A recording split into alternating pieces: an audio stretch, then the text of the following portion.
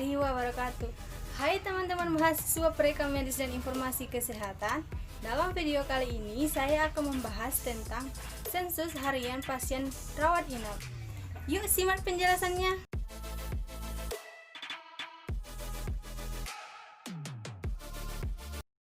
Sensus harian rawat inap adalah kegiatan pencacahan atau perhitungan pasien rawat inap yang dilakukan setiap hari pada suatu ruang rawat inap berisi tentang mutasi keluar masuk pasien selama 24 jam mulai dari pukul 00 sampai dengan 24.00 WIB. Sedangkan sensus pasien merupakan aktivitas yang rutin dilaksanakan di rumah sakit.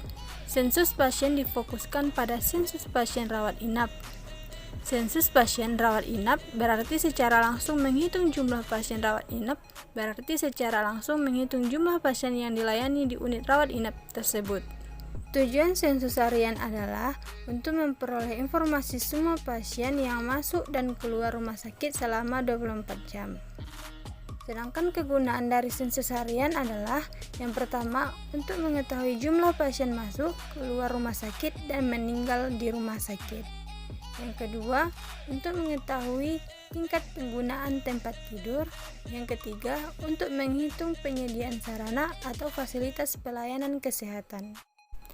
Data yang diolah dari sensus harian pasien rawat inap sebagai berikut. Data diperoleh dari sensus harian setiap ruangan rawat inap. Petugas reka medis membuat rekapitulasi bulanan keadaan pasien setiap ruangan atau bagian atau rumah sakit.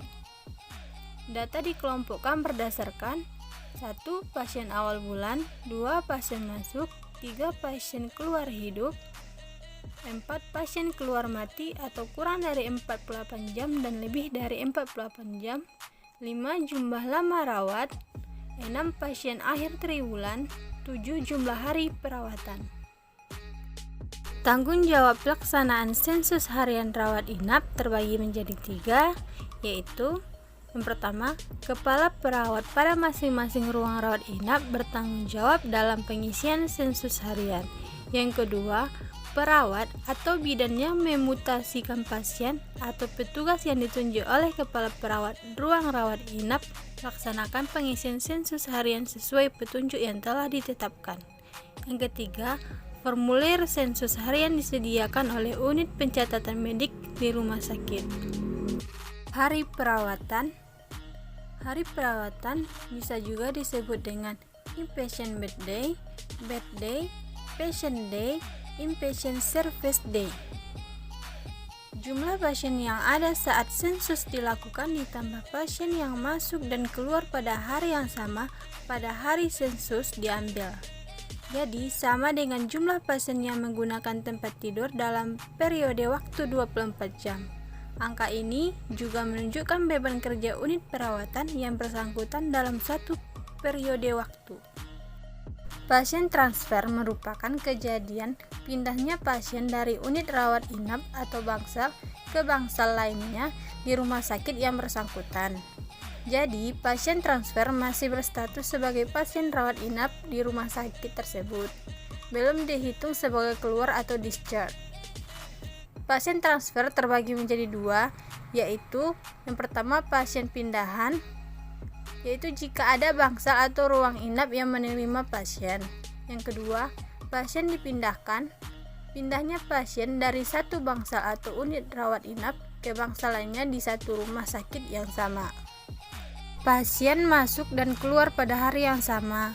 Dalam kegiatan pelayanan rawat inap, bisa terjadi seorang pasien masuk dan keluar perawatan pada hari yang sama. Dalam penghitungan lama dirawat, pasien yang masuk dan keluar pada hari yang sama dihitung lama dirawatnya 1 hari.